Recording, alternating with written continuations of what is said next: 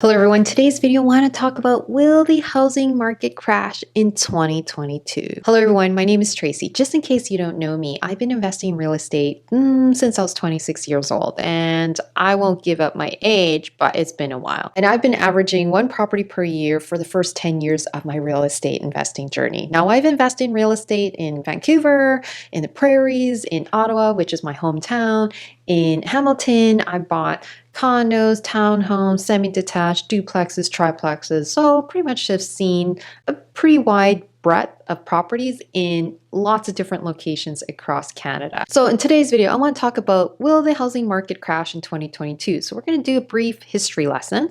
Then we're going to talk about what are the key criterias I'm looking for to speculate if there is a housing market crash, and then most importantly, what you can do to prepare for a housing market crash.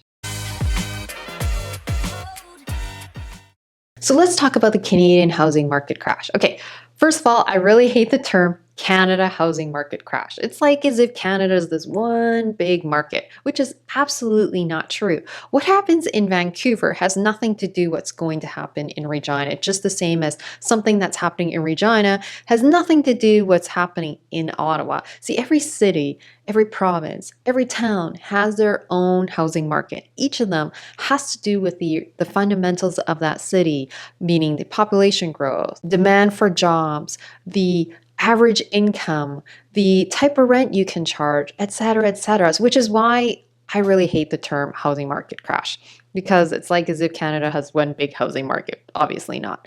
So when you see articles about will the Canadian housing market crash, like crash in 2022, I always roll my eyes because it really comes down to that particular city. Even it could be just that particular neighborhood within that city, and everything to do with supply and demand. If there is little supply, huge demand, obviously housing prices will go up. But then if there is a ton of supply and very little demand, then obviously housing prices are going to correct itself.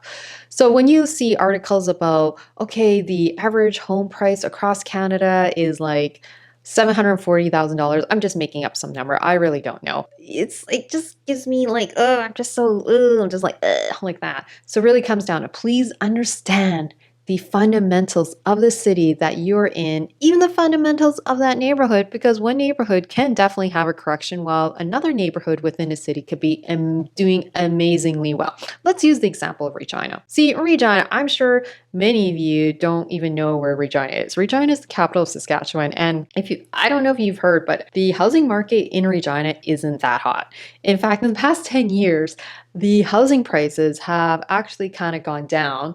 I think recently it just went up a little bit, only because, well, there isn't a lot of supply. But in the past 10 years, on average, the housing prices have been doing so well. In fact, they've been struggling. In fact, in some neighborhoods in Regina, like the not so desirable neighborhoods where there's a lot of crime, housing prices have dropped 70%. But you don't hear this all over the news because we always just look at Canada like as if one average housing market. So that's why I'm saying it's so important to look at each individual city, even each individual neighborhood within that city, because in Regina, although one neighborhood dropped 70%, another neighborhood, which is super desirable, actually stayed flat or went up 10% over the past 10 years. So that's why I'm saying it really depends on the market within that city. Even comes down to the neighborhood. So what's my housing market outlook for 2022? I really don't know, but what I do know is that interest rates are, well, going up as per Bank of Canada, which is going up to, they're doing some more aggressive rate hikes just to control inflation, but it's really, I think, for many cities, it's going to soften the housing market. What I mean by soften is meaning that, well, we're just going to go down back to a normal housing market where there's a balance between supply and demand. So we're not going to see as many prices being overbidden like this one, where a house was listed for under $1 million and then sold for $1.6 million, which is like, boo, okay, we don't want to see any of that. What we do want to see is where if a property gets listed and it gets sold, say, under asking, that's a pretty normal housing market. So there's a balance between supply and demand. So what I'm trying to get at in 2022, I expect for most cities to have a softening where there is more balance between supply and demand. In some neighborhoods, if you see properties that are being overbidded by 10 to 15 offers, being overbidded by 25 to 30% over asking, I think that is game over because with higher interest rates, the way people can afford their mortgage payments, they actually don't really look at purchase price. They look at what is their monthly mortgage payment.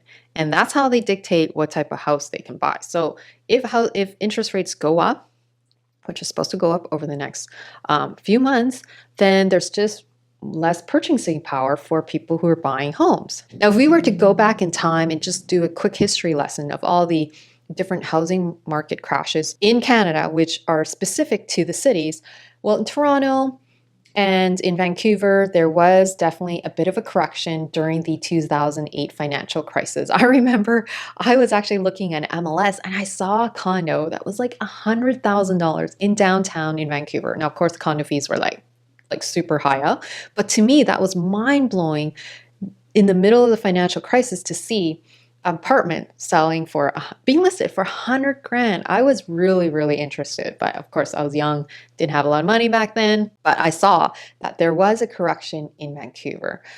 In Toronto, same thing. In the early 90s, when inflation was actually out of control and interest rates actually skyrocketed to double digits because to control inflation, which was also double digits, that's when the housing market did crash in Toronto and Vancouver and lots of different parts of Canada because, well, people couldn't afford their payments anymore. So we had to go back 30 years ago to actually see some crashes within Canada, and it had to do with double-digit interest rates and inflation going out of control. So are we in the same situation as in the early 90s when parts of Canada were like crashing and burning and inflation was at double digits back then? Well, I think compare then to now is completely different, okay? First of all, Bank of Canada is being very aggressive with their interest rate hikes. I know the interest rates are still very low compared to like 5 years ago, which I remember. It's just that what's different is that they're aggressively bumping up interest rates. So to me, with these aggressive interest rate hikes, it's showing that they're trying to control inflation rather than just let it wait it out and see like what happened in the early 90s. What actually happened in the early 90s was that inflation was actually getting out of control. It actually caused wages to also increase, which caused this wage spiral, which is then never ending inflation. And they waited too long to raise interest rates. And when they did raise interest rates, it really boosted up to double digits.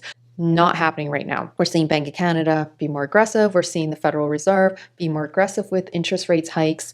Inflation's still at single digits, although I know some people it's going to roll their eyes because they're like double digit inflation, obviously with housing and oil prices and gas prices. The average inflation rate is around 6.8% as of April.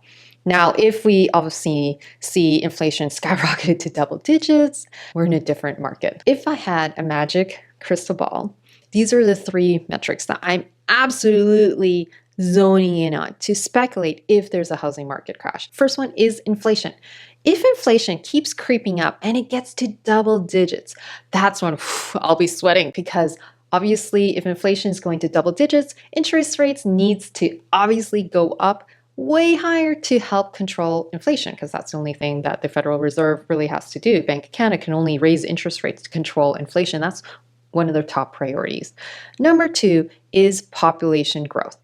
If I see a certain city that I'm investing in and all of a sudden the population starts dwindling, like we saw, say, in Estevan, Saskatchewan, where the population decreased by, I think, 6 or 7%, that's going to get me like, oh, I'm going to be like really worried because when population starts slowing down and decreasing, well, then there's less demand for housing, which means that there could be a correction in housing prices. So watch for that when you're investing in a certain neighborhood within a certain cities to check for the population demand. Number 3 is massive job layoffs. If we actually get a city that has massive job layoffs, so I'm going to use Ottawa as an example because that's my hometown.